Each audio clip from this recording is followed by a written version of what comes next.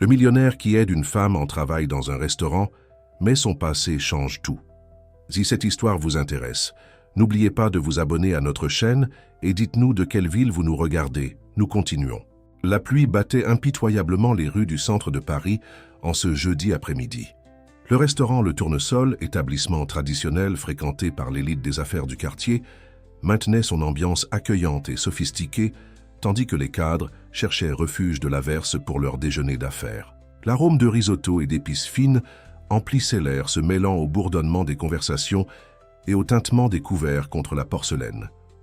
Richard Mercier occupait sa table habituelle près de la fenêtre, observant distraitement les gouttes qui coulaient sur la vitre. À 45 ans, sa silhouette imposante dans son costume italien sur mesure contrastait avec son regard perdu et mélancolique.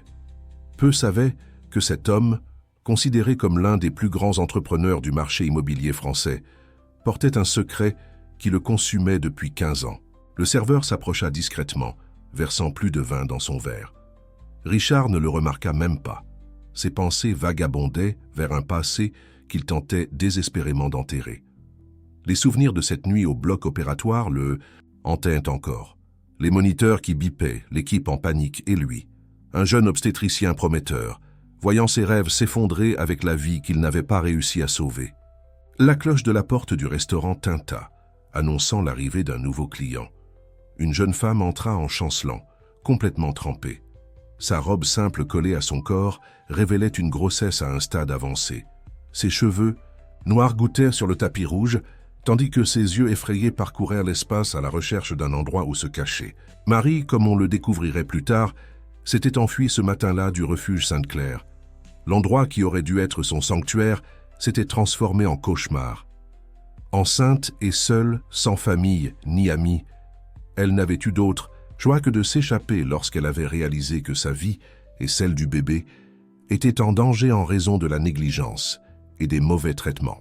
Le maître d'hôtel hésita en la voyant, visiblement mal à l'aise face à sa présence dans cet environnement raffiné. Avant qu'il ne puisse l'aborder, Marie trouva une table discrète dans le coin le plus éloigné de la salle. Elle s'assit avec difficulté, essayant de se rendre invisible sous la nappe en lin blanc. Richard restait absorbé dans ses réflexions, ressassant la décision qu'il avait prise après cette nuit fatidique. Abandonner la médecine n'avait pas été seulement un choix professionnel, cela représentait la fuite de sa véritable vocation. Reprendre les affaires familiales dans le secteur immobilier lui avait apporté fortune et prestige, mais n'avait pas comblé le vide qu'il portait. Le restaurant Le Tournesol n'était pas un choix aléatoire pour ses déjeuners solitaires. C'est là que, des années auparavant, il rencontrait Béatrice Sauvage, la patiente qu'il avait perdue. Leurs conversations sur le futur bébé, les projets, les rêves. Tout s'était terminé brusquement à cette table près de la fenêtre qu'il occupait religieusement comme une forme de pénitence. La pluie s'intensifia dehors et les coups de tonnerre commencèrent à secouer les vitres. Marie se recroquevilla davantage dans son coin, sentant les premières contractions. Elle essaya de respirer profondément, contrôlant la panique qui commençait à la dominer.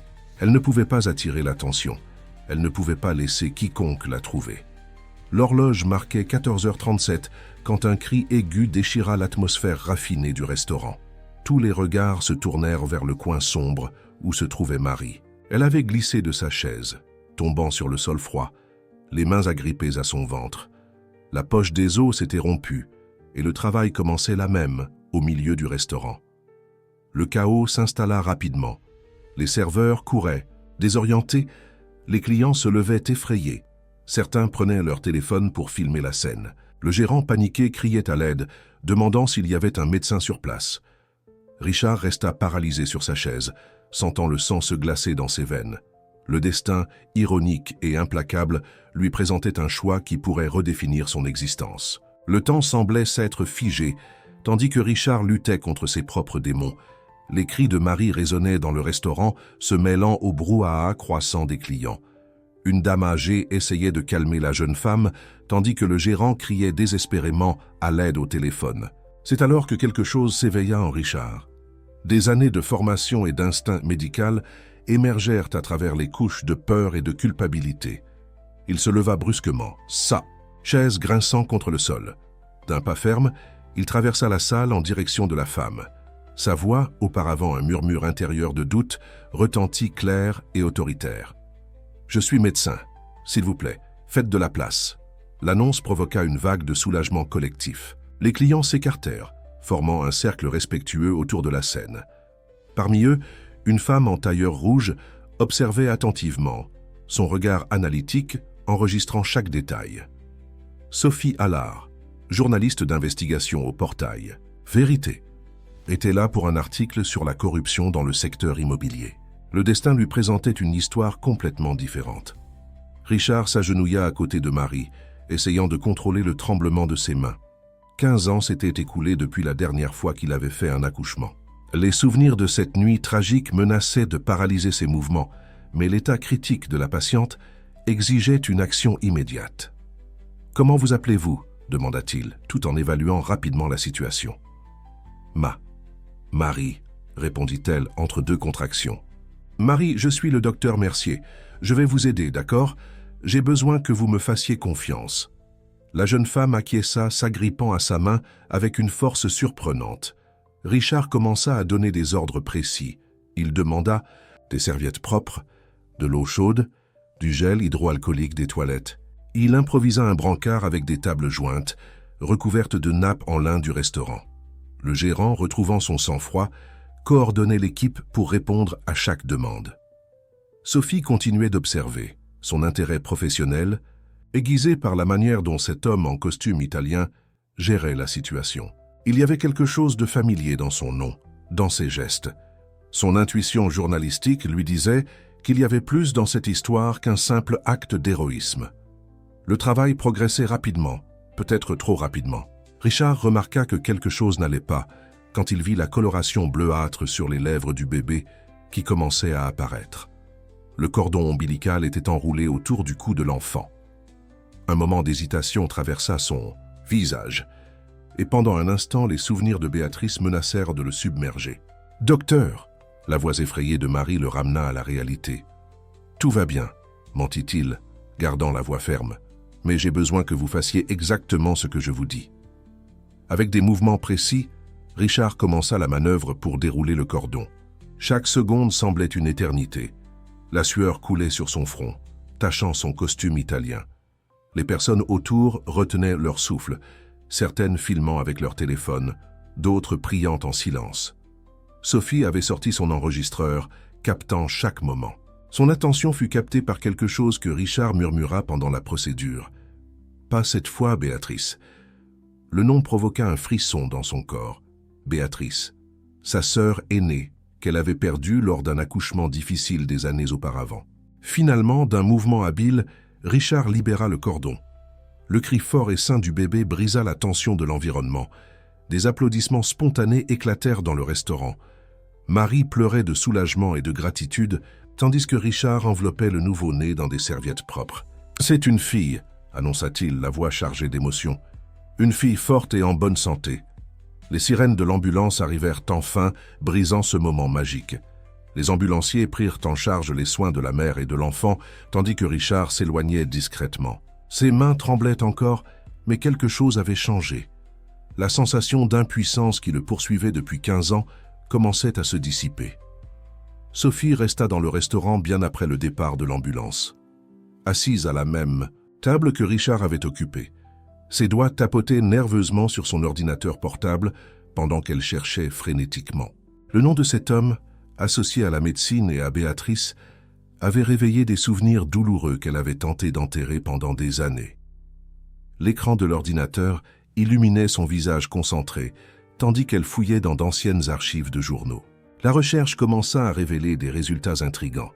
Richard Mercier, l'un des obstétriciens les plus prometteurs de Paris, avait disparu de la scène médicale 15 ans plus tôt, exactement après un incident à l'hôpital Saint-Luc. « Ce ne peut pas être une coïncidence », murmura-t-elle pour elle-même, notant chaque détail dans son carnet. Les dates coïncidaient parfaitement avec l'époque où Béatrice, sa sœur, était partie lors d'un accouchement compliqué. Sophie avait toujours soupçonné qu'il y avait plus dans cette histoire que ce qu'on lui avait raconté, mais ses tentatives d'enquête s'étaient heurtées à des portes fermées et des silences opportuns. Pendant ce temps, à l'hôpital central, Richard restait assis dans la salle d'attente, portant encore son costume taché. Il n'avait pas pu partir sans être sûr que Marie et le bébé allaient bien. Les infirmières lui lancèrent des regards curieux, chuchotant au sujet du médecin millionnaire qui avait réalisé un accouchement en plein restaurant. Ses pensées furent interrompues par une voix familière. « Alors c'est vrai, tu es revenu. » Docteur. Albert Tournier, son ancien mentor, se tenait devant lui. Le temps avait blanchi ses cheveux, mais ses yeux gardèrent la même lueur perspicace qu'autrefois. Richard sentit le poids de 15 ans d'absence dans cette rencontre inattendue. « Je ne suis pas revenu, Albert. C'était juste une urgence. Une urgence qui t'a ramené à ta véritable essence. » Le médecin plus âgé s'assit à ses côtés. « J'ai appris ce qui s'est passé au restaurant. Les ambulanciers ont dit que c'était une procédure impeccable. » Richard détourna le regard, incapable d'accepter le compliment. « C'était de la chance. Ça aurait pu mal tourner. Comme cette fois-là. Tu te reproches encore ce qui est arrivé à Béatrice Sauvage ?» Albert demanda doucement. « Richard, tu étais le meilleur résident que j'ai jamais eu. Ce qui s'est passé cette nuit-là n'était pas ta faute. J'aurais dû voir les signes avant. J'aurais dû agir plus vite. Et aujourd'hui, pourquoi n'as-tu pas fui quand tu as vu cette jeune femme qui avait besoin d'aide ?» La question frappa Richard comme un coup de poing. En effet, pourquoi? N'avait-il pas simplement ignoré la situation? Il avait tout pour le faire. Argent, influence, une vie complètement différente. Mais quelque chose en lui, quelque chose qu'il croyait mort depuis longtemps, s'était réveillé au moment où il avait entendu le cri de Marie. De l'autre côté de la ville, Sophie arrivait au bâtiment du Portail Vérité. Son bureau était encombré de vieux dossiers et de coupures de journaux. Au mur, un cadre avec son premier grand reportage primé, une enquête sur la négligence médicale dans les hôpitaux publics. « Sophie, je pensais que tu enquêtais sur le système des promoteurs immobiliers », commenta Pierre, son rédacteur en chef, s'approchant avec une tasse de café. C'était le cas. « Mais j'ai trouvé quelque chose de plus important », répondit-elle sans quitter des yeux l'écran. « Tu te souviens de l'histoire de ma sœur ? Je crois que j'ai enfin découvert qui était le médecin responsable de la garde cette nuit-là. » Pierre fronça les sourcils, inquiet. « Sophie, ça fait 15 ans. Tu es sûr de vouloir rouvrir cette blessure ? » « Il ne s'agit pas de rouvrir des blessures, Pierre. Il s'agit de trouver la vérité. » Elle ouvrit une nouvelle page dans le navigateur, montrant d'anciennes photos de Richard à l'époque où il était médecin, à côté de gros titres sur sa fortune actuelle dans le marché immobilier.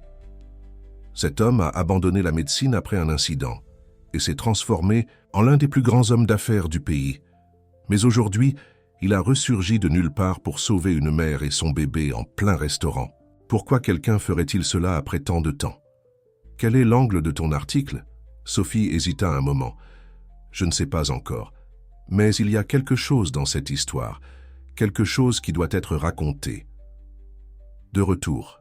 À l'hôpital, Richard recevait enfin des nouvelles de Marie et du bébé. Elles allaient bien toutes les deux, mais les médecins avaient découvert que la jeune femme s'était enfuie d'un refuge. Des assistantes sociales étaient déjà en route pour évaluer la situation. « Docteur Mercier », une infirmière l'appela. « La patiente demande à vous voir. Elle veut vous remercier personnellement. » Richard sentit son cœur s'accélérer. Entrer dans cette chambre signifiait plus qu'un simple remerciement. C'était affronter tous les fantômes qui le poursuivaient depuis 15 ans. Docteur Albert, qui était resté à ses côtés, posa une main sur son épaule.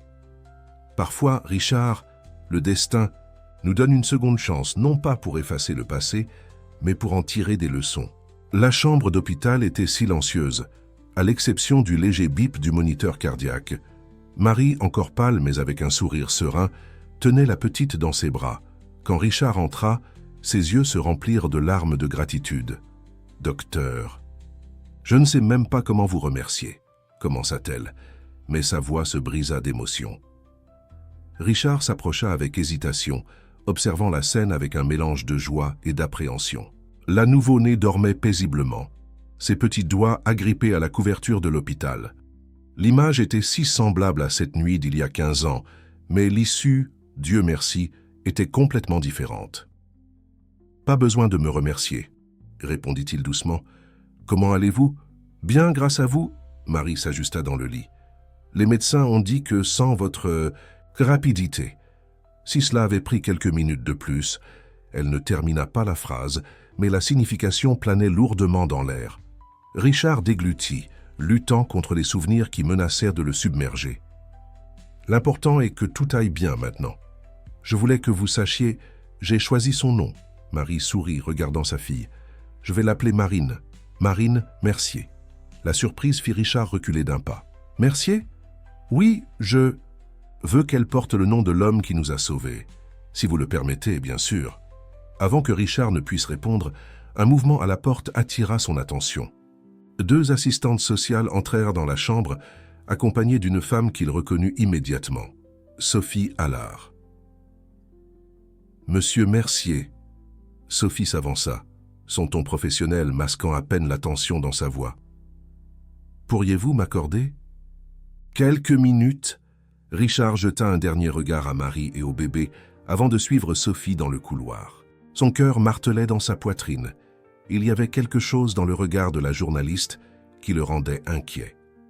Il y a 15 ans, Sophie commença sans détour. Vous étiez le médecin de garde à l'hôpital Saint-Luc lorsqu'une patiente nommée Béatrice Sauvage est entrée en travail. Le sang se glaça dans les veines de Richard. Voilà, enfin son passé venait réclamer sa dette. Comment savez-vous cela? Béatrice était ma sœur, révéla Sophie, sa voix tremblant légèrement. Pendant toutes ces années, j'ai essayé de comprendre ce qui s'était passé cette nuit-là. Pourquoi le médecin le plus prometteur de l'hôpital avait simplement disparu après l'incident? Pourquoi personne ne m'a jamais donné de réponse claire?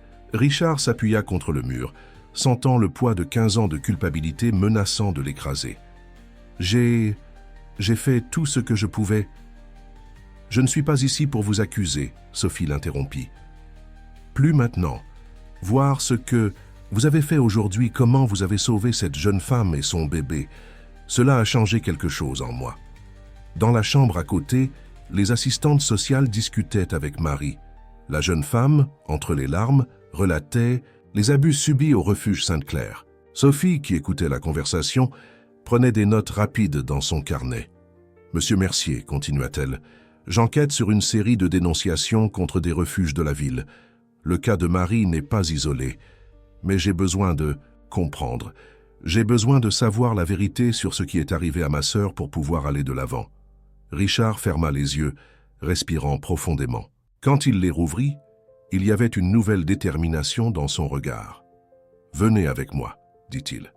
Je vais vous montrer quelque chose. » Ensemble, ils marchèrent jusqu'à l'aile administrative de l'hôpital. Richard demanda l'accès aux anciennes archives, utilisant son ancienne accréditation qui étonnamment fonctionnait encore. Dans une salle poussiéreuse, il localisa le dossier qu'il cherchait. « Voici tout le dossier médical de Béatrice. » Il remit le fichier à Sophie. « Y compris mes rapports détaillés sur ce qui s'est passé. Il n'y a jamais eu de négligence. Sophie, votre sœur avait une condition cardiaque non diagnostiquée qui s'est aggravée pendant l'accouchement.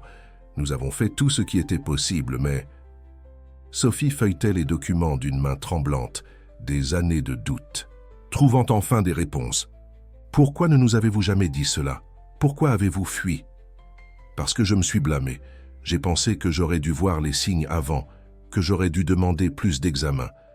La culpabilité m'a tellement consumé que je ne pouvais plus exercer la médecine. Alors j'ai fui. Je me suis enterré dans les affaires familiales, essayant d'oublier qui j'étais. Jusqu'à aujourd'hui, Sophie compléta doucement. Jusqu'à Marie. Le silence qui suivit fut interrompu par le bruit de pas précipités dans le couloir. Une infirmière apparut essoufflée. « Docteur Mercier, le bébé, nous avons besoin de vous. » Richard et Sophie coururent dans le couloir de l'hôpital, l'écho de leurs pas se mêlant au son des moniteurs et des voix agitées. En arrivant dans la chambre, ils trouvèrent la petite Marine en détresse respiratoire, tandis que Marie observait, paniquée, retenue par des infirmières. L'instinct médical de Richard prit immédiatement le contrôle. Ses mains, auparavant hésitantes avec les souvenirs du passé, se déplaçaient maintenant avec précision et assurance. Il examina rapidement la nouveau-née, identifiant des signes de détresse respiratoire. « J'ai besoin d'un aspirateur et d'oxygène, » ordonna-t-il, sa voix ferme résonnant dans la pièce. L'équipe d'infirmières réagit promptement, apportant l'équipement demandé. Sophie observait la scène, son instinct journalistique momentanément oublié face à l'urgence du moment. Elle voyait en Richard non plus l'homme qu'elle avait soupçonné pendant des années, mais un professionnel dévoué luttant pour sauver une vie, exactement comme il l'avait fait avec sa sœur Béatrice. Elle le comprenait maintenant. C'est une petite quantité de liquide amniotique dans les poumons, expliqua Richard tout en travaillant tant pour calmer Marie que pour guider l'équipe. Cela arrive parfois lors d'accouchements rapides comme le sien. Nous allons résoudre cela. Avec des mouvements précis et délicats, il réalisa l'aspiration, surveillant constamment les signes vitaux du bébé. Peu à peu, la respiration de Marine se normalisa, ses pleurs forts remplissant la pièce, un son qui, pour tous les présents, représentait la plus douce des musiques. « Elle va bien », annonça-t-il finalement, s'autorisant un sourire de soulagement. « Mais nous allons la garder en observation pendant 24 heures, juste par précaution. » Marie pleurait silencieusement, ses mains serrées en prière. Les assistantes sociales, qui étaient restées dans la chambre pendant toute l'urgence, échangèrent des regards significatifs. « Docteur Mercier », l'une d'elles s'approcha. « Nous devons discuter de la situation de mademoiselle Marie. Elle nous a rapporté des conditions très préoccupantes au refuge Sainte-Claire, mais maintenant elle n'a nulle part où aller. » Richard regarda Sophie, qui prenait déjà des notes dans son carnet. La journaliste leva les yeux, une idée se formant dans son esprit. « Peut-être pouvons-nous aider avec cela, » dit-elle, s'approchant. « J'ai des contacts qui peuvent offrir une protection temporaire pendant que nous enquêtons sur les accusations contre le refuge. » « Non, » Richard interrompit, surprenant tout le monde. « Elle peut rester chez moi. J'ai un appartement d'invité dans le même immeuble où je vis, entièrement. Meublé et jamais utilisé. Elle y sera en sécurité. » L'offre prit tout le monde par surprise, particulièrement Sophie. C'était comme si l'homme devant elle se transformait sous ses yeux, ou peut-être, pensa-t-elle, redevenait-il simplement celui qu'il avait toujours. « T'es Monsieur Mercier. » L'une des assistantes sociales commença, hésitante. « Votre offre est très généreuse, mais il existe des procédures qui peuvent être suivies pendant qu'elle est installée dans un endroit sûr, » compléta-t-il, son ton ne laissant pas de place à l'argumentation. « Je suis un citoyen respectable, avec des ressources pour garantir le bien-être d'elle et de l'enfant. Et plus important encore, je suis médecin, même si je n'ai pas exercé ces dernières années. Je peux surveiller la santé des deux. » Sophie observait l'interaction avec un intérêt croissant. L'histoire prenait une tournure qu'elle n'avait pas prévue. Son enquête initiale sur le passé de Richard se transformait en quelque chose de beaucoup plus grand, une histoire de rédemption, de seconde chance et surtout d'humanité. « Si vous me permettez, » intervint-elle, « je peux aider avec la documentation nécessaire. J'ai de l'expérience dans des cas similaires et des contacts au ministère public qui peuvent accélérer le processus. » Marie, qui jusqu'alors écoutait simplement, trouva sa voix. « S'il vous plaît, laissez-moi accepter l'offre du docteur Mercier. Il a sauvé ma vie et celle de ma fille. Je lui fais confiance. » Les paroles simples et sincères de la jeune mère semblèrent sceller la décision. Les assistantes sociales, après quelques consultations par téléphone et vérification des documents de Richard, acceptèrent de commencer les procédures pour la garde temporaire. Pendant que les détails étaient réglés, Dr Albert Tournier observait tout depuis la porte de la chambre, un sourire satisfait sur son visage expérimenté. Il s'approcha de Richard, qui surveillait encore les signes vitaux de Marine. « Tu sais, mon ami, » dit-il doucement, « parfois le destin nous force à affronter nos peurs non pas pour nous punir, mais pour nous montrer que la peur était moins grande que ce que nous pensions. » Richard acquiesça silencieusement, ses yeux fixés sur la petite Marine qui dormait maintenant paisiblement. De l'autre côté de la chambre, Sophie passait des appels, organisant la logistique du transfert, et en même temps, commençant à structurer dans son esprit l'histoire qu'elle devait raconter. Le luxueux immeuble dans le 16e arrondissement, où Richard habitait, n'avait jamais semblé aussi vivant que cette nuit-là. L'appartement d'invité, un espace de 150 mètres carrés qui était toujours resté vide, se transformait rapidement en un foyer accueillant pour Marie et Marine. Sophie avait activé son réseau de contacts, obtenant des dons de vêtements, de couches et tout le nécessaire pour un bébé nouveau-né. La mobilisation avait été surprenante. Collègues journalistes, infirmières de l'hôpital et même les assistantes sociales avaient contribué, créant un véritable trousseau d'urgence. « Je n'aurais jamais imaginé faire cela », commenta Richard tout en aidant à organiser la chambre du bébé. Ses mains, habituées à signer des contrats de millions d'euros, montaient maintenant un berceau avec une habileté surprenante. Sophie, qui coordonnait l'organisation de l'espace, s'arrêta un moment pour l'observer. « Les gens peuvent nous surprendre, n'est-ce pas ? Y compris nous-mêmes. » Le commentaire portait un poids spécial. Au cours des dernières 48 heures, tous deux avaient été forcés de réévaluer des années de conviction et de ressentiment. La journaliste qui cherchait vengeance et le médecin fuyant son passé découvraient ensemble un nouveau but. « Je dois te montrer quelque chose, » dit Richard, finissant d'ajuster la dernière vis du berceau. « Viens avec moi. » Il conduisit Sophie jusqu'à son bureau dans l'appartement principal. La pièce, avec ses murs recouverts de bois sombre et sa vue panoramique sur la ville, reflétait le succès de l'homme d'affaires qu'il était devenu. Mais c'est vers un petit tiroir verrouillé qu'il se dirigea. « Pendant toutes ces années, expliqua-t-il en cherchant la clé, j'ai tenu un journal. J'ai commencé à écrire la nuit où j'ai perdu Béatrice, ta sœur. C'était ma façon de gérer la culpabilité, d'essayer de comprendre ce qui s'était passé. » Sophie sentit son cœur s'accélérer quand Richard lui remit le carnet à couverture noire, usé par le temps. « Pourquoi me montres-tu cela ? Parce que tu mérites de connaître toute la vérité. Pas seulement les faits médicaux qui étaient dans le dossier, mais ce qui m'est arrivé après. Comment cette nuit a changé ma vie et comment cela m'a peut-être préparé pour aujourd'hui. » Pendant que Sophie commençait à lire, dans l'appartement d'à côté, Marie berçait Marine, chantant doucement une berceuse. La jeune femme pouvait à peine croire au revirement que sa vie avait pris en moins de 2 jours. Du désespoir dans les rues à la sécurité d'un foyer, son histoire ressemblait à un conte de fées moderne. Le téléphone de Sophie vibra. C'était Pierre, son rédacteur en chef. « Sophie, où est l'article sur les promoteurs immobiliers ?» La date limite était aujourd'hui. « Pierre, j'ai une histoire beaucoup plus importante, » répondit-elle, ses yeux toujours fixés sur le journal. « C'est une histoire de seconde chance, de rédemption, et de comment le destin choisit parfois des chemins surprenants pour guérir d'anciennes blessures. » « De quoi parles-tu ? Tu te souviens quand tu m'as dit que certaines histoires ont besoin de temps pour être racontées? Celle-ci en est une. J'ai besoin de quelques jours de plus. » Dans le couloir entre les 2 appartements, Dr Albert Tournier arrivait pour une visite. Il apportait avec lui un vieux dossier jauni par le temps. « Richard, rappela-t-il après avoir été reçu, j'ai trouvé quelque chose que tu dois voir. Ce sont les registres complets du cas de Béatrice, y compris des examens qui sont arrivés. Après, des examens que tu n'as jamais vus parce que tu étais déjà parti. » Le cœur de Richard se glaça.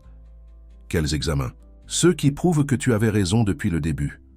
Ton soupçon sur sa condition cardiaque, tu avais demandé les examens spécifiques des semaines avant, mais le laboratoire a pris du retard. La condition était congénitale, Richard. Il n'y avait rien qu'aucun médecin n'aurait pu faire. » Sophie, qui suivait la conversation tout en lisant le journal, sentit des larmes silencieuses couler sur son visage. Des années de colère mal dirigée, de recherche de coupables, s'effondraient devant une vérité qui, paradoxalement, apportait plus de paix que de vengeance. « Que ferons-nous maintenant ?»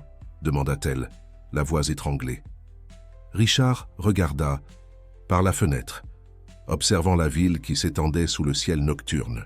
Dans l'appartement voisin, on entendait le doux pleur de Marine, vite apaisé par la douce voix de Marie. « Maintenant, » répondit-il, « nous commençons à guérir non seulement les autres, mais aussi nous-mêmes. » Une semaine s'était écoulée, depuis que Marie et Marine s'étaient installées dans l'appartement d'invités.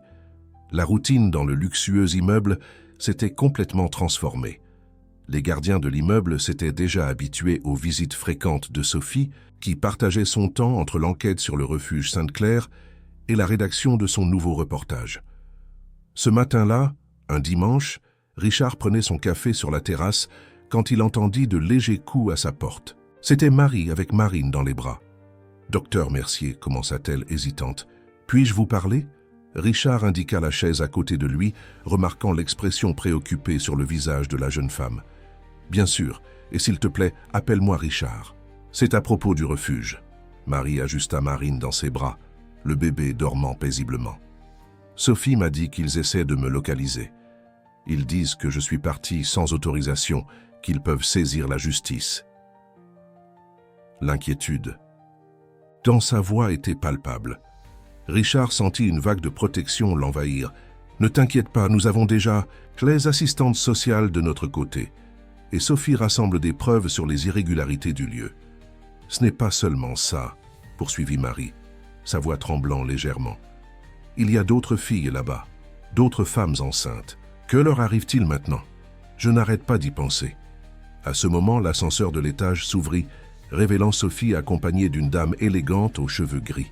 Richard se leva brusquement, la reconnaissant immédiatement. Hélène Sauvage, mère de Béatrice. « Richard », Sophie s'avança, percevant son choc. « J'ai rencontré Madame Hélène par hasard à la messe ce matin. Elle veut te parler. » Le temps sembla se figer. Marie, sentant la tension dans l'air, se leva discrètement pour retourner à son appartement, mais Hélène l'arrêta d'un geste doux. « S'il te plaît, reste, » demanda la dame. « Ce que j'ai à dire concerne tout le monde ici. » Hélène s'assit, ses yeux parcourant le visage de chacun des présents avant de se fixer sur Richard. « 15 ans, c'est beaucoup de temps pour porter une culpabilité qui n'est pas la tienne, mon fils. » Richard sentit ses jambes faiblir. Dans tous ses cauchemars sur cette nuit-là, il n'avait jamais imaginé qu'un jour il affronterait le regard de la mère de Béatrice. « Madame Hélène, je... » « Laisse-moi parler, » l'interrompit-elle gentiment. « Sophie m'a montré les examens, m'a parlé de ton soupçon initial sur la condition cardiaque de Béatrice. Sais-tu ce qu'elle m'a montré d'autre? Ton journal, les pages et les pages de culpabilité que tu as portées toutes ces années. » Hélène fit une pause, ses mains, tremblant légèrement en sortant quelque chose de son sac, une vieille photo. Dessus, Béatrice souriait, enceinte, assise exactement dans ce restaurant où tout avait commencé. « Ma fille te faisait confiance, Richard. Elle disait toujours que tu étais différent des autres médecins, que tu te souciais vraiment. Et, tu sais quoi? Elle avait raison. » Sophie, qui observait la scène, remarqua des larmes silencieuses coulant sur le visage de Richard. Marie serrait Marine plus fort, comme si la petite était un talisman contre la douleur qui flottait dans l'air. « Je suis venue aujourd'hui, » continua Hélène, « parce que j'ai finalement compris que je n'ai pas été la seule à perdre quelqu'un. Cette nuit-là, tu as perdu ta vocation, ta confiance, une partie de ton âme. Et maintenant, voyant comment tu as sauvé cette jeune femme et son bébé, comment tu les protèges, je sais que ma fille sourirait en voyant le médecin que tu es redevenu. » Le silence qui suivit ne fut brisé que par le doux ronflement de Marine. Richard regardait fixement la photo dans ses mains, des souvenirs de conversation avec Béatrice, dans ce même restaurant inondant son esprit. « Il y a autre chose, » dit Hélène, se tournant vers Sophie. « J'ai trouvé des journaux intimes de Béatrice dans le grenier. Elle aussi soupçonnait sa condition. Elle avait des symptômes qu'elle cachait à tout le monde, même à toi, Richard. Elle pensait qu'elle pouvait tout gérer seule. » Sophie sentit son cœur se serrer. Sa sœur, toujours si indépendante, si forte. Elle comprenait maintenant mieux pourquoi Béatrice semblait parfois si distante durant ces derniers mois. « Et concernant le refuge ?» demanda doucement Marie, surprenant tout le monde. « Comment pouvons-nous aider les autres filles qui y sont encore ?» Hélène sourit, une lueur déterminée dans ses yeux. « Peut-être est-il temps de transformer notre douleur en quelque chose de plus grand, quelque chose qui puisse vraiment faire la différence. » La réunion dans l'appartement de Richard s'étendit tout l'après-midi. Sophie avait apporté tout, son matériel d'enquête sur le refuge Sainte-Claire. Témoignages anonymes, photos d'installations précaires, documents financiers suspects. Hélène, avec son expérience d'ancienne conseillère de protection de l'enfance, analysait chaque preuve avec des yeux experts. « Le problème est plus grand que ce que nous imaginions », expliqua Sophie, étalant des documents sur la table basse. « Le refuge reçoit des fonds publics, mais il n'y a pas de comptabilité adéquate. Les femmes enceintes sont traitées comme des prisonnières, sans accès adéquat aux soins prénataux. » Richard, qui jusqu'alors observait en silence, se leva, brusquement. « J'ai une idée, dit-il, se dirigeant vers son bureau. » Il revint quelques minutes plus tard avec des plans architecturaux et des documents immobiliers. « C'est un terrain que j'ai acheté il y a 2 ans, avec l'intention de construire un centre d'affaires, » expliqua-t-il, étendant les plans sur la table. Il est situé à 10 minutes de l'hôpital central, dans un quartier résidentiel tranquille. Marie, qui berçait Marine endormie, s'approcha pour mieux voir. C'est énorme. Et parfait pour ce que j'ai en tête, poursuivit Richard, une nouvelle lueur dans ses yeux. Au lieu d'un autre immeuble commercial, nous pouvons le transformer en un centre d'accueil pour femmes, enceintes en situation de vulnérabilité, avec des soins médicaux spécialisés, un soutien psychologique, des formations professionnelles. Hélène prit les plans, les étudiant avec intérêt. Ce serait une façon d'honorer la mémoire de Béatrice, dit-elle doucement. Elle s'est toujours préoccupée des femmes enceintes qui n'avaient pas accès à des soins adéquats. Sophie prenait des notes furieusement dans son carnet. Je peux utiliser mon reportage pour donner de la visibilité au projet, montrer comment une tragédie personnelle peut se transformer en quelque chose qui bénéficie à toute la communauté. Mais et le refuge Sainte-Claire ? Demanda Marie, l'inquiétude évidente dans sa voix. Les filles qui y sont encore, c'est là que... J'interviens. Dr Albert, qui était arrivé pendant la discussion, se manifesta.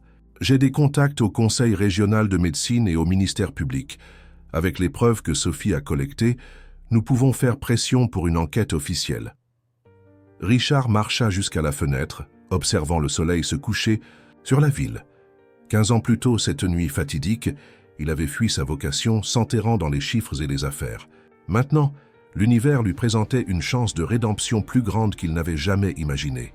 « J'aurai besoin de l'aide de vous tous », dit-il, se tournant vers le groupe. « Hélène, votre expérience en assistance sociale sera fondamentale. Sophie, nous aurons besoin de la force des médias pour donner de la transparence au processus.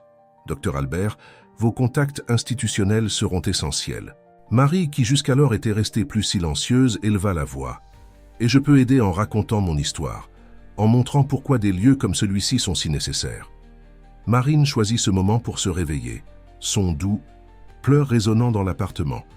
Comme si c'était un signe, tous sourirent. « Je crois qu'elle approuve aussi », commenta affectueusement Hélène. Richard prit son téléphone, faisant un appel rapide. « Charles, j'ai besoin que tu annules tous mes rendez-vous de la semaine prochaine. Oui, y compris la réunion avec les investisseurs chinois. Nous avons un nouveau projet prioritaire. » Sophie observait la scène avec un mélange d'admiration et d'espoir. Sa quête de justice s'était transformée en quelque chose de beaucoup plus grand. Dans son carnet, elle commença à écrire le titre provisoire de son reportage « Des ombres à la lumière. Comment la douleur se transforme en espoir. » « Richard, » appela Dr Albert, « tu sais que cela signifie revenir à la médecine, n'est-ce pas? Nous ne pourrons pas faire cela sans un directeur médical compétent. » Un sourire serein apparut sur le visage de Richard. « Oui, je sais. Et pour la première fois en 15 ans, je n'ai pas peur de cette idée. » Hélène s'approcha de lui, tenant ses mains entre les siennes. « Béatrice serait fière, pas seulement pour le projet, mais de te voir enfin te pardonner. » Le groupe continua à planifier jusqu'à tard dans la nuit, esquissant les premières étapes de ce qui serait une véritable révolution dans les soins aux femmes enceintes vulnérables. Dans les bras de Marie, Marine dormait tranquillement, ignorant le fait que son arrivée au monde avait déclenché une transformation bien plus grande que quiconque aurait pu imaginer. L'article de Sophie explosa sur les réseaux sociaux le lendemain matin. Le titre « Des ombres à la lumière », l'histoire derrière l'accouchement au restaurant, occupait la première page du portail Vérité, accompagné d'une photo de Richard, à l'époque où il était médecin, côte à côte, avec une image actuelle, de lui portant Marine à l'hôpital. Le texte était magistral, équilibrant sensibilité et dénonciation. Sophie avait réussi à entrelacer 3 histoires, la tragédie de Béatrice, le sauvetage de Marie et la transformation de Richard.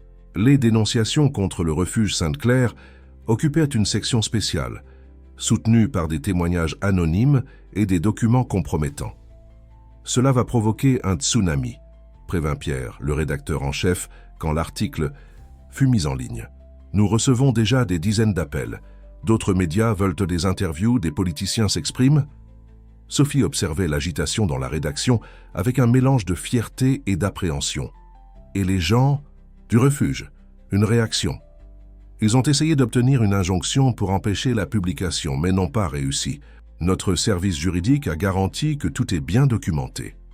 Dans l'appartement de Richard, l'ambiance était tout aussi tendue.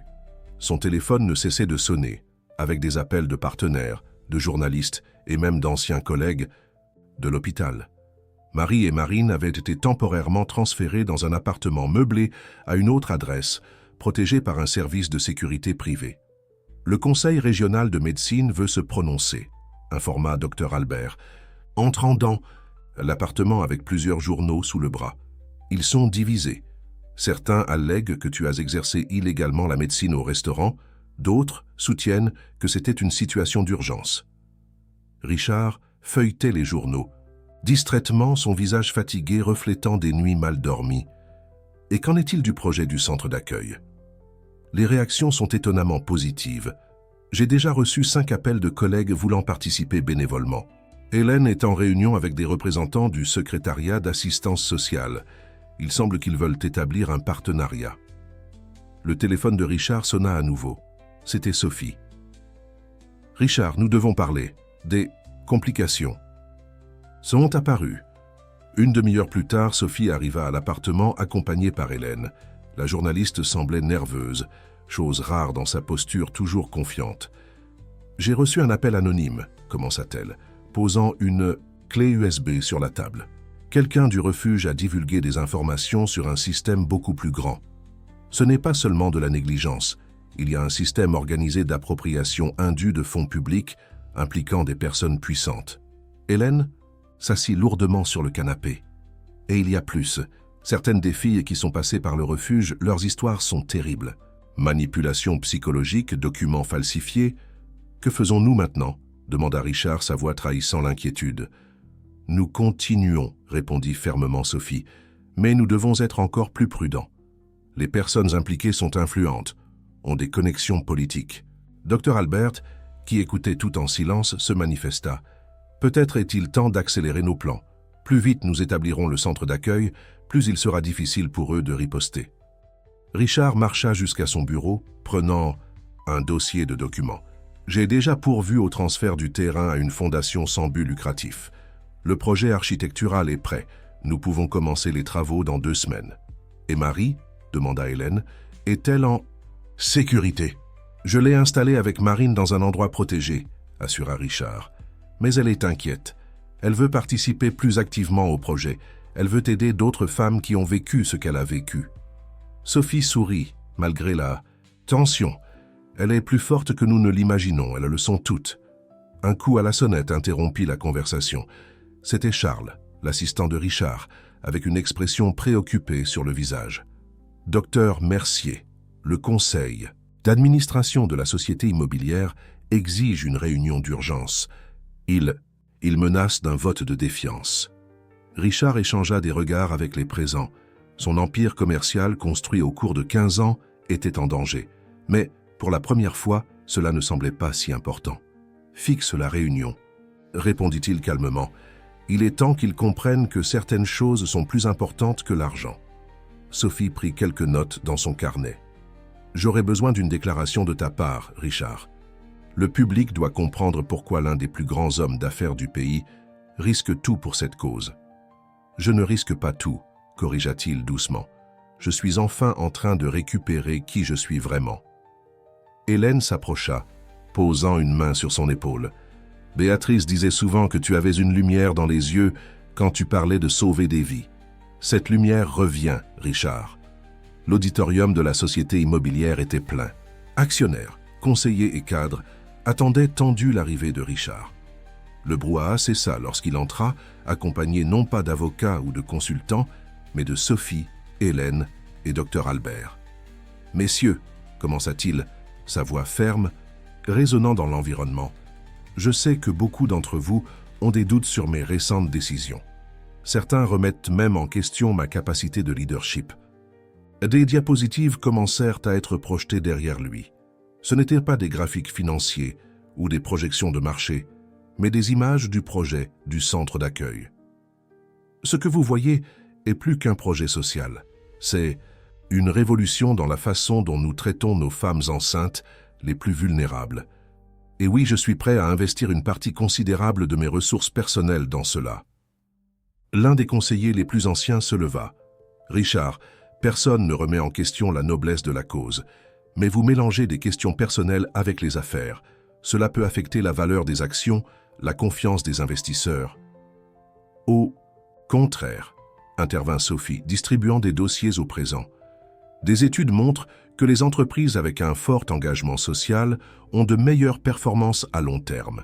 Les médias font déjà écho positivement à l'initiative. Hélène s'avança, sa présence élégante captant l'attention de la salle. En tant qu'ancienne conseillère de protection de l'enfance et mère, je peux garantir, ce projet n'est pas seulement une question de charité. Il s'agit de transformer des vies et de créer un héritage durable. Le débat s'étendit pendant des heures. À la fin, un vote fut proposé. 72% des conseillers soutinrent le maintien de Richard à la présidence, à condition que le projet du centre soit maintenu séparé des opérations de la société immobilière. En sortant de la réunion, Richard trouva Marie qui attendait dans le hall du bâtiment, avec Marine dormant paisiblement dans sa poussette. « Tu ne devrais pas être ici », avertit-il, préoccupé. « Ce n'est pas encore sûr. J'avais besoin de voir de mes propres yeux, » répondit-elle. « Sophie m'a raconté que tu risquerais ta position pour notre cause. Je voulais être présente pour te remercier, quel que soit le résultat. » Docteur Albert sourit, observant la scène. « Tu sais, Richard, en 30 ans de médecine, j'ai appris que parfois nous avons besoin de nos patients autant qu'ils ont besoin de nous. » Le lendemain, le chantier du futur centre d'accueil Béatrice Sauvage commença à prendre vie. Ingénieurs, architectes et ouvriers travaillaient à un rythme accéléré. Le projet, développé avec les contributions d'experts en santé materno-infantile, prévoyait des espaces accueillants, des cabinets modernes et des zones de convivialité. Sophie poursuivait son enquête, maintenant avec le soutien d'une équipe spéciale du ministère public. Chaque nouvelle découverte sur le système du refuge Sainte-Claire renforçait l'importance du travail qu'il développait. « Regarde ça », montra-t-elle à Richard, une pile de nouveaux témoignages. 5 femmes de plus se sont manifestées. Après l'article, leurs histoires sont très similaires à celles de Marie. Richard examinait les documents quand son téléphone sonna. C'était un numéro inconnu. « Docteur Mercier ?» Une voix féminine, hésitante. « Je m'appelle Claire, J'étais infirmière à l'hôpital Saint-Luc. J'étais de garde cette nuit-là, la nuit de Béatrice. » Le cœur de Richard s'accéléra. Claire avait été l'une des infirmières les plus dévouées de son équipe. « Je ne me suis jamais pardonné de ne pas avoir parlé avant, » continua-t-elle, la voix étranglée. « Mais après avoir lu l'article de Sophie, après avoir vu ce que tu fais maintenant, j'ai besoin de te dire quelque chose d'important sur cette nuit-là. » Hélène, qui suivait la conversation, tint la main de Richard en soutien silencieux. Docteur Albert s'approcha, reconnaissant la gravité du moment. « Claire, » répondit doucement Richard, « quoi que ce soit, je suis prête à l'entendre. » Le son des pleurs de Marine résonna dans le couloir. C'était l'heure de son biberon. Marie apparut à la porte du bureau, berçant la petite. « Désolée d'interrompre, » dit-elle doucement. Richard regarda le groupe réuni là. Sophie avec ses documents, Hélène avec son soutien maternel, Docteur Albert avec sa sagesse, Marie avec sa force. Et Marine, le petit miracle qui avait catalysé toute cette transformation. « Ne t'inquiète pas, » répondit-il, un sourire serein sur son visage. « Nous sommes tous exactement là où nous devrions être. » Claire arriva au bureau de Richard cet après-midi-là même, ses mains tremblantes en tenant un vieux dossier jauni. Ses yeux révélaient le poids d'un secret porté pendant 15 ans. Sophie, avec son instinct journalistique aiguisé, perçut immédiatement que cette rencontre changerait le cours de toute l'histoire. « J'ai gardé ceci toutes ces années », commença Claire, ouvrant le dossier avec précaution. « Ce sont les registres complets de cette nuit-là, y compris des notes que personne d'autre n'a vues. » Richard s'assit lourdement dans son fauteuil, tandis qu'Hélène et Dr Albert s'approchaient. Marie, qui venait juste de coucher Marine pour la sieste, rejoignit silencieusement le groupe. Béatrice avait des antécédents familiaux de problèmes cardiaques, continua Claire, sa voix gagnant en assurance. Mais il y avait autre chose. Le jour de l'accouchement, avant que tu n'arrives pour ta garde, Richard, elle m'a confié qu'elle ressentait des symptômes depuis des semaines, mais les avait cachés à tout le monde, y compris à toi. Sophie prit son carnet, commençant à prendre des notes frénétiques. Hélène porta les mains à son visage, des souvenirs douloureux de sa fille revenant à la surface. Elle avait peur, expliqua Claire, les larmes aux yeux. Peur qu'on ne reporte l'accouchement, peur de ne pas pouvoir avoir son bébé. Alors, quand les contractions ont commencé, elle a minimisé les symptômes, a dit que tout allait bien. Richard feuilletait les documents d'une main tremblante. Parmi les pages, il trouva une lettre écrite par Béatrice elle-même, datée de la veille de l'accouchement. « Si quelque chose m'arrive, lut-il à haute voix, je veux que vous sachiez que c'était mon choix. Docteur Mercier a toujours été attentionné, il a toujours insisté sur les examens, mais moi, j'ai choisi de ne pas écouter. » Le silence qui suivit ne fut brisé que par le son lointain des pleurs de Marine. Marie alla rapidement calmer le bébé, revenant quelques instants, plus tard avec la petite dans les bras.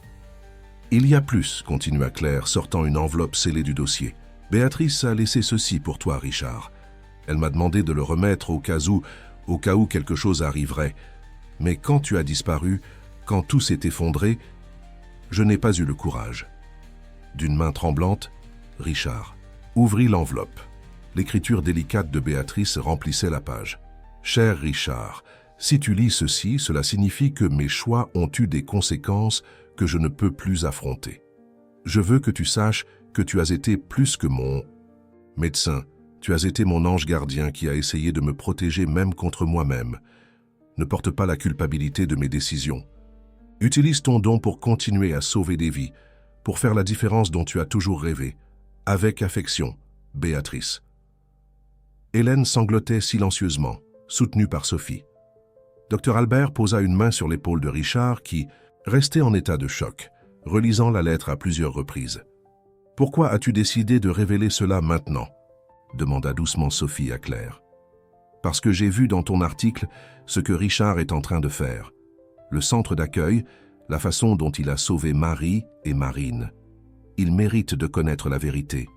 Il mérite d'être libéré de cette culpabilité qu'il a portée injustement pendant si longtemps. » Marie s'approcha de Richard, Marine endormie dans ses bras. « Peut-être est-ce pour cela que nos chemins se sont croisés, pour que tu puisses enfin trouver la paix. Et pour que l'héritage de Béatrice puisse continuer à travers le centre d'accueil, » compléta Hélène, essuyant ses larmes. Richard se leva, marchant jusqu'à la fenêtre. Le chantier du centre d'accueil était visible au loin, les grues se découpant contre le ciel du crépuscule. « Pendant 15 ans, dit-il finalement, je me suis réveillé tous les matins en me demandant ce que j'aurais pu faire différemment. Maintenant, je comprends que la question n'était pas ce que j'ai fait cette nuit-là, mais ce que je ferai à partir de maintenant. » Sophie ferma son carnet, une nouvelle perspective se formant dans son esprit. Ce n'est plus seulement une histoire de rédemption, c'est une histoire sur la façon dont la vérité, peu importe le temps qu'elle prend, a le pouvoir de guérir. Claire se leva, se préparant à partir. « Il y a encore une chose que vous devez savoir. Au refuge, il existe des documents qui prouvent que le même groupe qui détournait des ressources faisait aussi pression sur les femmes pour qu'elles cachent leurs problèmes de santé, afin d'éviter des dépenses en examens et procédures spécialisées. » Le groupe échangea des regards alarmés. L'histoire était loin d'être terminée. En fait, elle ne faisait que commencer une nouvelle phase. La révélation de Claire sur les pratiques du refuge Sainte-Claire provoqua une réaction en chaîne. Sophie passa toute la nuit à la rédaction, travaillant sur une nouvelle série de reportages. Le ministère public, qui enquêtait déjà sur l'affaire, intensifia ses actions après les nouvelles preuves. Le lendemain matin, Richard réunit son équipe d'avocats. Il ne s'agissait plus seulement de construire un nouveau centre d'accueil, il s'agissait de démanteler un système qui mettait en danger la vie de femmes vulnérables. « Nous devons agir vite », instruisit-il. « Je veux tous les documents, toutes les preuves que nous pourrons rassembler sur les pratiques du refuge, et je veux une protection légale pour toutes les femmes qui décideront de témoigner. » Hélène, utilisant ses contacts dans l'assistance sociale, commença à localiser d'autres anciennes résidentes du refuge. Chaque nouvelle histoire confirmait le modèle de négligence et de manipulation. Marie, toujours protégée dans l'appartement, devint un point d'appui pour ces femmes, écoutant leurs histoires et offrant du réconfort. « C'est incroyable comme... Elles te font confiance, » commenta Sophie, observant Marie consoler une jeune femme enceinte qui venait de quitter le refuge. « Elles ont besoin de savoir qu'elles ne sont pas seules, » répondit Marie, ajustant Marine dans ses bras. « Qu'il y a de l'espoir qu'elles peuvent recommencer. » Dr Albert arriva avec des nouvelles encourageantes du Conseil régional de médecine. La plainte concernant l'exercice illégal de la médecine a été classée. Mieux encore, ils veulent à ton retour officiel à la profession, Richard. Ils offrent un processus simplifié de revalidation. Richard, qui examinait les plans du centre d'accueil avec un groupe d'architectes, leva les yeux, surpris. Après tant de temps, ton histoire a inspiré beaucoup de gens, sourit Dr Albert. Certains des meilleurs spécialistes en obstétrique du pays se sont proposés pour superviser ta mise à niveau. Les travaux du centre avançaient rapidement. Ce qui n'était auparavant qu'un terrain vide se transformait en un complexe moderne et accueillant. Hélène supervisait personnellement chaque détail, s'assurant que l'espace reflétait non seulement la fonctionnalité, mais aussi l'accueil et la dignité. Béatrice aurait adoré cela, commenta-t-elle, montrant à Sophie le projet de l'espace de convivialité. Elle disait toujours que les hôpitaux avaient besoin de plus de vie, plus de couleurs. À la fin de cet après-midi-là, une réunion inattendue changea à nouveau le cours des événements. L'une des conseillères du refuge, ne supportant plus le poids sur sa conscience, chercha Sophie avec une révélation explosive. « Ce ne sont pas seulement les ressources qu'ils détournent », expliqua-t-elle tremblante. « Il existe un système bien plus grand. Certaines des femmes qui sont passées par le refuge, leurs bébés ont été orientés vers l'adoption sans consentement adéquat. » La nouvelle frappa le groupe comme un coup de tonnerre. Richard convoqua immédiatement une réunion d'urgence dans son appartement. Sophie, Hélène, Dr Albert, Marie et maintenant Claire formaient une sorte de conseil informel, chacun contribuant avec son expérience et sa perspective. Cela explique pourquoi certaines femmes disparaissaient simplement du refuge, commenta Marie se rappelant ses jours là-bas. On disait qu'elles avaient été transférées, mais nous n'avions plus jamais de nouvelles. Nous devons agir avec beaucoup de prudence, avertit Sophie. Les personnes impliquées sont puissantes, ont des connexions politiques. Si nous allons exposer cela, nous devons être sûrs que nous pouvons protéger les victimes. Richard observait le groupe discutant des stratégies, ressentant un mélange de fierté et de détermination. L'univers avait conspiré de façon mystérieuse pour réunir toutes ces personnes, chacune avec ses douleurs et ses espoirs, transformant une tragédie personnelle en une mission collective de changement. Savez-vous ce que Béatrice a écrit? Dans sa dernière lettre, partagea-t-il, sa voix douce mais ferme. Utilise ton don pour continuer à sauver des vies. Je crois que je comprends enfin ce qu'elle voulait dire. Il ne s'agit pas seulement d'accouchement et de procédures médicales. Il s'agit de sauver des personnes de systèmes qui les oppriment, de situations qui les rendent vulnérables. Et Hélène essuya une larme discrète. Et c'est exactement ce que nous faisons, n'est-ce pas? Transformer la douleur en but, la peur en espoir. Marine, qui jouait sur le tapis sous le regard attentif de tous, laissa échapper un rire cristallin, comme si elle était d'accord. C'était un rappel précieux de pourquoi ils se battaient, de ce qui était vraiment en jeu. La dénonciation du système d'adoption irrégulière tomba comme une bombe dans les médias. L'article de Sophie, publié après des semaines d'enquête minutieuse, provoqua une commotion nationale. Le portail Vérité consacra une édition spéciale à l'affaire, avec des témoignages anonymes de mères qui avaient perdu leur bébé au refuge Sainte-Claire.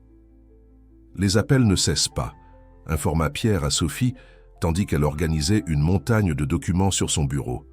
Plus de femmes se manifestent, certaines d'autres régions. Il semble que le système soit bien plus grand que ce que nous imaginions. Au centre-ville, le cabinet d'avocats engagé par Richard travaillait à un rythme frénétique. Des dizaines de procès étaient en préparation, chacun documentant minutieusement les irrégularités du refuge. « Nous avons trouvé un modèle », expliqua Me Martine, l'avocate responsable de l'affaire. Ils ciblèrent spécifiquement des femmes en situation d'extrême vulnérabilité, sans famille ni soutien social. Ils manipulèrent des documents, falsifièrent des signatures. Hélène, qui participait à la réunion, sentit son cœur se serrer. Combien de bébés? Jusqu'à présent, nous avons identifié 47 cas confirmés au cours des 3 dernières années. Mais nous soupçonnons que le nombre réel est beaucoup plus élevé. Marie, qui suivait tout de près tout en allaitant Marine, ne pouvait contenir ses larmes. Cela aurait pu être moi. J'aurais pu perdre ma fille. Richard posa une main réconfortante sur son épaule. Mais tu ne l'as pas perdue. Et maintenant, nous luttons pour qu'aucune autre mère ne vive cela. Le chantier du centre d'accueil Béatrice Sauvage s'était transformé en un symbole d'espoir. Chaque jour, des personnes se présentaient pour offrir leur aide. Médecins, bénévoles, psychologues, assistants sociaux. La communauté se mobilisait de façon surprenante. Dr Albert coordonnait la formation de l'équipe médicale tout en supervisant le processus de revalidation du diplôme de Richard. « Sais-tu ce qui est le plus impressionnant » commenta-t-il lors d'une pause. « Comment tout cela a commencé par une rencontre apparemment fortuite dans un restaurant. Claire, qui faisait maintenant officiellement partie de l'équipe du centre, organisait les protocoles de soins basés sur sa vaste expérience. Chaque détail compte, expliquait-elle aux bénévoles. Depuis la façon dont nous accueillons ces femmes jusqu'à la façon dont nous documentons leurs histoires. Un après-midi, alors que Richard révisait d'anciens dossiers médicaux dans le cadre de sa mise à jour professionnelle, il reçut une visite inattendue. C'était un couple d'âge moyen, visiblement nerveux. « Docteur Mercier ?» L'homme commença hésitant. « Notre fille, elle était au refuge Sainte-Claire il y a 2 ans. On nous a dit qu'elle avait renoncé au bébé, qu'elle avait signé les papiers d'adoption. Mais après avoir lu les reportages, Sophie, qui était présente, prit immédiatement son enregistreur. Une histoire de plus venait au jour, une famille de plus détruite par le système qu'il luttait maintenant pour démanteler. Hélène assuma le rôle d'accueillir le couple, son expérience d'ancienne conseillère de protection de l'enfance se révélant inestimable. « Nous vous aiderons à retrouver votre fille », promit-elle, sa voix transmettant une certitude qui venait de l'âme. À la fin de cette journée-là, le groupe se réunit dans l'appartement de Richard, comme c'était devenu la coutume. Marine jouait avec un mobile coloré, ses rires apportant de la légèreté à un moment de réflexion profonde. « Parfois, je me demande, » commenta Marie, observant sa fille, « comment tant de méchanceté peut exister dans le monde? Comment des gens peuvent faire cela à des mères et des bébés? C'est pour cela que nous devons continuer, » répondit Richard, son regard fixé sur l'horizon par la fenêtre. Chaque histoire que nous découvrons, chaque famille que nous aidons à réunir est une victoire contre ce système. Sophie, qui tapait furieusement sur son ordinateur portable, leva les yeux. « Je viens de recevoir une information importante. Une ancienne employée de l'état civil veut parler. Elle dit qu'elle a des preuves de la façon dont les documents étaient falsifiés. » Le groupe échangea des regards déterminés. Chaque jour, plus de pièces du puzzle s'emboîtaient, révélant l'étendue du réseau de corruption et de cruauté qu'ils avaient commencé à démanteler. « Savez-vous ce qui est incroyable ?» réfléchit Dr Albert, brisant un moment de silence. « Comment l'univers travaille de façon mystérieuse. La douleur que Richard a portée pendant 15 ans, la quête de justice de Sophie, la fuite courageuse de Marie, tout cela a convergé vers ce moment. » Hélène sourit, prenant Marine dans ses bras. « Et cette petite ici, qui est arrivée ?» Au monde de façon si dramatique est la preuve vivante qu'il y a toujours de l'espoir. Il y a toujours un nouveau départ possible. Les semaines suivantes furent de travail intense et de découvertes percutantes. L'ancienne employée de l'état civil, Madame Cécile, apporta avec elle un dossier rempli de copies de documents prouvant le système de falsification. Chaque page révélait une nouvelle histoire de douleur et de séparation. « Je ne supportais plus de porter ce poids », expliqua-t-elle à Sophie lors d'une longue interview. « Chaque fois que je voyais une mère désespérée cherchant des informations sur son bébé, je me sentais complice d'un crime terrible. » Le témoignage de Cécile ouvrit des portes qui semblaient auparavant scellées. Avec ces informations, l'équipe juridique put cartographier le destin de dizaines de bébés. Le travail de réunir des familles séparées avait commencé. « C'est un processus délicat », expliqua Martine lors d'une réunion dans le bureau de Richard. « Certains de ces enfants sont avec des familles adoptives depuis des années. Nous devons penser à l'impact émotionnel pour tous les concernés. » Hélène, avec son expérience, assuma la coordination du soutien psychologique tant pour les mères biologiques que pour les familles adoptives. « L'important est de ne pas créer plus de traumatisme », soulignait-elle lors de ses réunions avec l'équipe. « Chaque cas doit être traité avec une extrême sensibilité. » Marie surprit tout le bas monde en se portant volontaire pour aider à l'accueil des mères qui arrivaient à la recherche d'informations. Avec Marine toujours à proximité, elle devint un symbole vivant d'espoir pour ces femmes. Quand elle me voit avec Marine, quand je raconte notre histoire, Quelque chose change dans leurs yeux, commenta-t-elle à Richard. C'est comme si elles réalisaient qu'elles ne sont pas seules, qu'il existe une chance de recommencement. Le centre d'accueil. Béatrice Sauvage était presque prêt. Les murs au ton doux, les jardins conçus pour transmettre la tranquillité, chaque détail avait été pensé pour créer un environnement de guérison et de renouveau. Béatrice disait toujours que les hôpitaux avaient besoin de plus de vie, commenta Hélène lors d'une visite au chantier. Elle serait fière de voir comment son rêve s'est transformé en quelque chose de encore plus grand.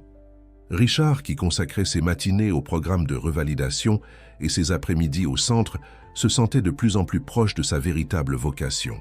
La peur qui l'avait paralysé pendant 15 ans laissait place à une détermination sereine. « C'est différent maintenant », expliqua-t-il à Dr Albert pendant une pause entre les cours. « Avant, j'avais peur de ne pas être assez bon, d'échouer à nouveau.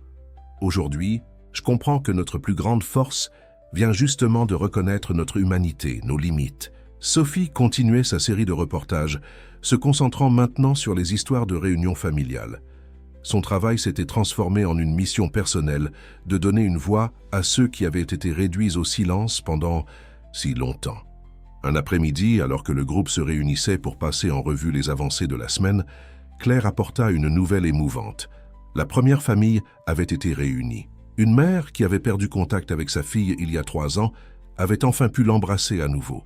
« C'était un moment magique », décrivit Claire, émue.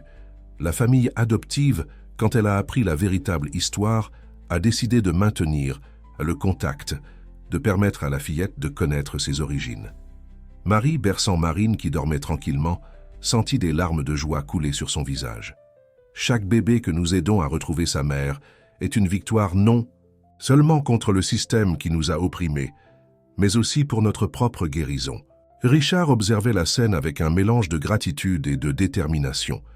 Dans son bureau, la lettre de Béatrice occupait une place d'honneur, encadrée à côté de la première photo de Marine, prise ce jour chaotique au restaurant. « C'est incroyable comme la vie fait des tours », réfléchit Hélène suivant son regard. « Comment une histoire qui a commencé avec tant de douleur peut se transformer en source de tant d'espoir ?» Sophie ferma son ordinateur portable, un sourire satisfait sur son visage. « Savez-vous ce qui m'impressionne le plus? Comment chaque personne ici, avec sa propre histoire de douleur et de dépassement, a trouvé un chemin pour transformer cette expérience en quelque chose de plus grand qu'elle-même. » La matinée commença agitée à la rédaction du portail. Vérité. Sophie avait reçu une enveloppe anonyme contenant des documents qui liaient d'importantes figures politiques locales au système du refuge Sainte-Claire. Parmi les preuves, des reçus de virements bancaires et des emails compromettants révélaient un réseau de corruption bien plus important qu'il ne l'imaginait. « C'est de la dynamite pure », commenta Pierre, examinant les documents. « Tu es sûr de vouloir publier ? Ces personnes ont beaucoup de pouvoir. »« C'est exactement pour cela que nous devons publier », répondit Sophie, déterminée. Ils ont gardé leur secret trop longtemps. Au centre d'accueil Béatrice Sauvage. Maintenant en phase finale de finition, Richard conduisait une réunion avec l'équipe médicale. Le processus de revalidation de son diplôme était presque terminé et il se préparait déjà à assumer la direction clinique du lieu. « Docteur Mercier », une infirmière interrompit la réunion anxieuse. « Il y a une jeune fille à l'accueil. Elle s'est enfuie du refuge ce matin. Elle est enceinte et très effrayée. » Richard et Dr Albert coururent jusqu'à l'accueil, où ils trouvèrent une jeune femme tremblante, pas beaucoup plus âgée que Marie. Ses yeux écarquillés de peur rappelaient tant cet après-midi au restaurant. « Je m'appelle Anne », chuchota-t-elle, protectrice avec son ventre de 6 mois. « J'ai vu les reportages. J'ai su ce qu'ils faisaient avec les bébés. Je ne pouvais pas laisser qu'ils prennent le mien. » Hélène, qui était au centre en train d'organiser les dons, prit immédiatement en charge l'accueil. « Tu es en sécurité maintenant, ma chérie. Personne ne va te séparer de ton bébé. » Marie, qui travaillait maintenant officiellement comme conseillère de soutien aux femmes enceintes, s'approcha avec Marine dans les bras. « Moi aussi, je me suis enfuie de là-bas, Anne. Je sais exactement ce que tu ressens. » L'arrivée d'Anne provoqua une réaction immédiate des responsables du refuge. En fin d'après-midi, Richard reçut un appel menaçant. « Vous ne savez pas à qui vous vous frottez, docteur Mercier. » La voix au téléphone était froide, calculatrice. Je vous suggère de nous rendre la fille et d'oublier cette histoire. Ce serait dommage si quelque chose arrivait à votre beau projet. » Richard garda son calme. Des années de négociations difficiles l'avaient préparé à des moments comme celui-ci. « J'enregistre cet appel, » répondit-il sereinement, « et je suis certain que la police et la presse auraient beaucoup d'intérêt à l'écouter. » Sophie, qui suivait la situation, contacta immédiatement ses sources au ministère public. La menace explicite était la preuve qui manquait pour accélérer les enquêtes. « Ils sont désespérés, » observa Claire, qui aidait à organiser la documentation d'Anne. « Ils savent qu'ils perdent le contrôle. » Dr Albert, avec son expérience de décennies en médecine, secoua la tête préoccupée. « Les personnes désespérées commettent des erreurs. Nous devons redoubler la sécurité. » La nuit tomba sur la ville, apportant avec elle une tension palpable. Dans l'appartement de Richard, le groupe se réunit pour discuter des prochaines étapes. Marine dormait dans le berceau improvisé dans le bureau, ignorant la gravité de « Quelle est la situation ?»« L'article est prêt », annonça Sophie, montrant son ordinateur portable. Avec les nouveaux documents et le témoignage d'Anne, il n'y a pas moyen de nier l'implication des autorités. « Et concernant sa sécurité ?» demanda Marie, préoccupée par sa nouvelle amie. « J'ai déjà pourvu à cela, » répondit Richard. « J'ai engagé des gardes privés pour le centre et pour tous ceux impliqués dans l'affaire. Personne n'est seul dans cette lutte. » Hélène, qui observait la ville par la fenêtre, se tourna vers le groupe avec un regard déterminé. « Savez-vous ce que Béatrice disait toujours? La peur n'a de pouvoir sur nous que lorsque nous cessons d'agir. Et n'est-ce pas exactement ce que nous faisons ?» sourit Dr Albert. « Transformer la peur en action, le silence en voix. » Le groupe travailla jusqu'à tard dans la nuit, se préparant pour ce qui allait venir. Chacun savait que le lendemain marquerait un point de non-retour. La publication de l'article de Sophie, combinée à la dénonciation formelle au ministère public, initierait une cascade d'événements qui changeraient pour toujours le système qu'ils avaient commencé à démanteler. « C'est drôle », commenta Marie, observant Marine dormir. « Comment tout a commencé par une rencontre fortuite un jour de pluie. »« Rien n'est fortuit », répondit Richard, son regard perdu dans les lumières de la ville. Chaque personne dans cette pièce avait une blessure à guérir, une mission à accomplir. L'univers nous a simplement réunis au bon moment. L'article de Sophie explosa sur les réseaux sociaux à 6 heures du matin. Réseau de corruption et trafic d'influence, la vérité derrière les adoptions irrégulières, occupait la première page du portail Vérité, accompagné d'une vaste documentation qui ne laissait aucun doute sur l'implication d'autorités dans le système. L'impact fut immédiat. Avant même que le soleil ne se lève complètement, des voitures de police encerclaient le refuge Sainte-Claire. Des mandats de perquisition étaient exécutés à diverses adresses de la ville. Le château de cartes commençait à s'effondrer.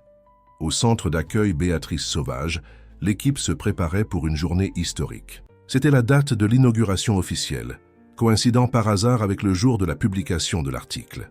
« Nous n'aurions pas pu choisir un moment plus symbolique », commenta Hélène, ajustant la bannière d'inauguration. « Tandis qu'un système d'oppression tombe, naît un nouvel espoir. » Richard, portant sa blouse blanche pour la première fois en 15 ans, ressentait un mélange d'émotions en observant le mouvement des personnes qui arrivaient. Médecins, infirmières, assistants sociaux, tous bénévoles, tous engagés pour la même cause. « Comment te sens-tu » demanda Dr Albert, remarquant son expression contemplative.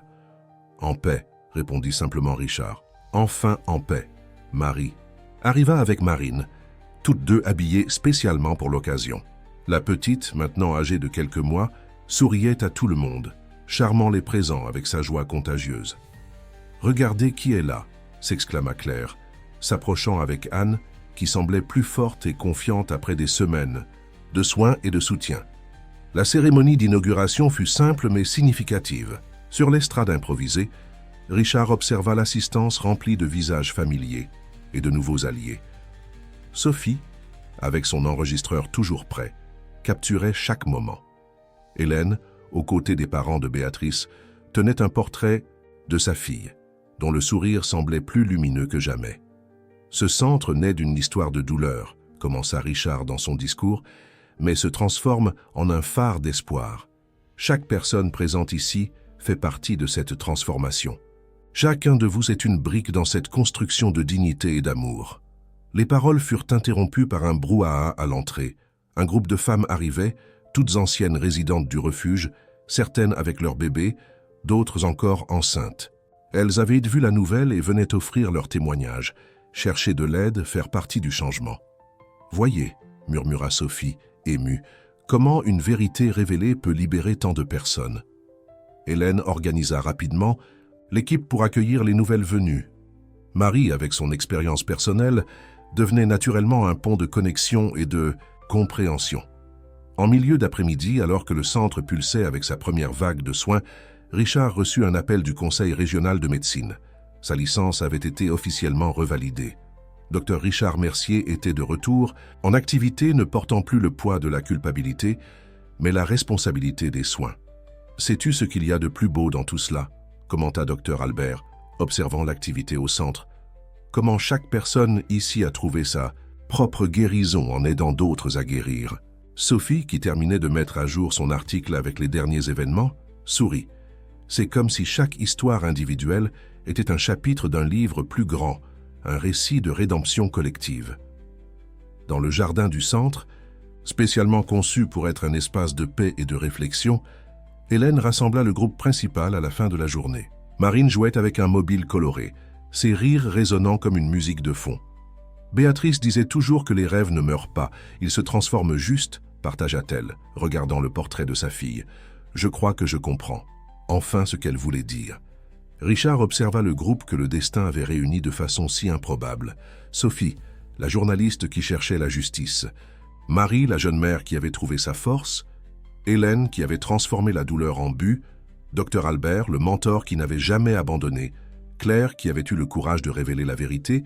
Et Marine, le petit miracle, qui avait catalysé toute cette transformation. Je vais reprendre exactement où je me suis arrêté, avec Richard disant « Ce n'est pas la fin de l'histoire », pour continuer le récit. « Ce n'est pas la fin de l'histoire », dit-il doucement. « C'est seulement le début de nombreuses autres. » 6 mois s'écoulèrent depuis l'inauguration du centre d'accueil Béatrice Sauvage. Le printemps arrivait dans la ville, apportant avec lui non seulement des fleurs, mais aussi les fruits du travail acharné de toute l'équipe. Le centre était devenu un modèle de soins humanisés, recevant des visites de professionnels de santé de tout le pays, intéressés à reproduire l'initiative. Ce matin-là, un dimanche, Richard arriva plus tôt que d'habitude. Il s'arrêta devant la grande fresque dans le hall d'accueil, où des photos racontaient l'histoire du lieu. Au centre, l'image de Béatrice souriait, entourée de portraits de bébés nés ici, de mères souriantes, de familles réunies. Parmi elles, une photo du jour au restaurant quand tout avait commencé. Je m'émeus encore en regardant cette fresque. La voix de Marie le surprit. Elle s'approcha avec Marine, maintenant un bébé vif et souriant de presque 1 an. Chaque photo raconte une histoire de dépassement, répondit Richard, observant Marine jouer avec sa blouse. Et dire que vous avez été notre première histoire. Le centre bouillonnait d'activité. Dans l'aile des soins prénataux, Dr Albert orientait un groupe de résidents. Le programme de résidence en obstétrique, récemment approuvé, attirait de jeunes médecins de tout le pays. La médecine ne concerne pas seulement les procédures, expliquait-il aux étudiants. Il s'agit d'écoute, de soins, de présence. Dans la salle de groupe, Hélène animait un cercle de discussion avec des femmes enceintes. Parmi elles se trouvait Anne. Maintenant, dans les derniers jours de sa grossesse, sa transformation visible non seulement dans son corps, mais surtout dans son regard confiant et serein. « Quand je suis arrivée ici, » partageait-elle avec le groupe, « j'étais terrifiée, sans espoir. Aujourd'hui, je sais que mon bébé naîtra dans un environnement d'amour et de respect. » Sophie, qui continuait à suivre de près le développement du centre, travaillait sur son nouveau livre, « De la peur à l'espoir, la révolution des soins ». Maternels promettait de raconter non seulement l'histoire du centre, mais de toutes les vies transformées par celui-ci. « Sais-tu ce qui m'impressionne le plus ?» commenta-t-elle avec Claire pendant un café. « Comment chaque personne qui arrive ici finit par faire partie de quelque chose de plus grand. C'est comme une chaîne d'amour qui ne cesse de grandir. » Dans le jardin thérapeutique, Marie guidait un groupe de jeunes mères sur les techniques de relaxation et d'allaitement. Son histoire personnelle de dépassement avait fait d'elle une conseillère naturelle. spécialement pour les femmes qui, comme elle, avaient fui des situations de vulnérabilité. Chacune d'entre vous porte une force que vous ne connaissez peut-être pas encore, disait-elle, tandis que Marine jouait avec d'autres enfants sur le tapis. Parfois, nous avons juste besoin d'une main tendue pour découvrir cette force. L'après-midi, une réunion spéciale eut lieu dans l'auditorium. Des représentants du ministère de la Santé étaient venus connaître le travail du centre, intéressés à le transformer en politique publique. « Ce que vous avez construit ici, » commenta la secrétaire à la santé, « est plus qu'un centre médical. C'est un modèle de la façon dont les soins de santé peuvent transformer des réalités. » Richard, en présentant les résultats des premiers mois, se sentait complètement en paix avec sa vocation retrouvée. Les chiffres étaient impressionnants. 0 complications graves, des taux d'accouchement humanisés bien au-dessus de la moyenne nationale et, plus important, des dizaines d'histoires de vie transformées. « Notre différentiel, expliqua-t-il, à l'audience, ne réside pas seulement dans la structure ou les protocoles. Il est dans l'histoire que chaque personne ici porte, dans l'expérience personnelle qui nous fait comprendre profondément l'importance des soins humanisés. » Hélène, qui assistait à la présentation, ne pouvait contenir ses larmes d'émotion. À ses côtés, les parents de Béatrice se tenaient par la main, leur visage reflétant un mélange de nostalgie et d'accomplissement. « Notre fille disait toujours que l'amour a le pouvoir de transformer la douleur en but », commenta doucement la mère de Béatrice. « En regardant tout ceci, je comprends enfin ce qu'elle voulait dire. » À la fin de cette journée-là, alors que le soleil se couchait en peignant le ciel de tons roses, le groupe se réunit dans le jardin pour un moment de célébration intime. Marine, qui commençait à faire ses premiers pas, marchait maladroitement entre les adultes, arrachant des sourires à tous. « C'est incroyable de penser, » réfléchit Dr Albert, « comment une histoire qui a commencé avec tant de douleur a pu générer tant d'amour. » Sophie, qui prenait des notes dans son carnet, leva les yeux avec un sourire. C'est peut-être ça le vrai miracle, la capacité de l'amour à transformer des histoires, à guérir des blessures, à créer de nouveaux commencements. Le premier anniversaire de Marine coïncida avec une matinée particulièrement significative au centre d'accueil Béatrice Sauvage. La petite, vêtue d'une délicate robe bleue, était le centre d'attention de la fête organisée par l'équipe. Son sourire lumineux et ses petits pas encore hésitants symbolisaient parfaitement le parcours de transformation que tous avaient vécu. « 1 an, murmura Marie, observant sa fille jouer avec d'autres enfants. On dirait que c'était hier que je suis entrée désespérée dans ce restaurant. » Richard, qui organisait les derniers détails de la double célébration, l'anniversaire de Marine et 1 an du centre, sourit en entendant le commentaire. Et regarde combien d'amour est né de ce moment de désespoir. Le centre s'était transformé en une référence nationale en matière de soins humanisés.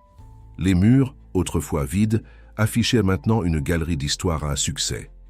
Des photographies de bébés nés ici, des témoignages émouvants de mères, des coupures de journaux racontant des histoires de dépassement.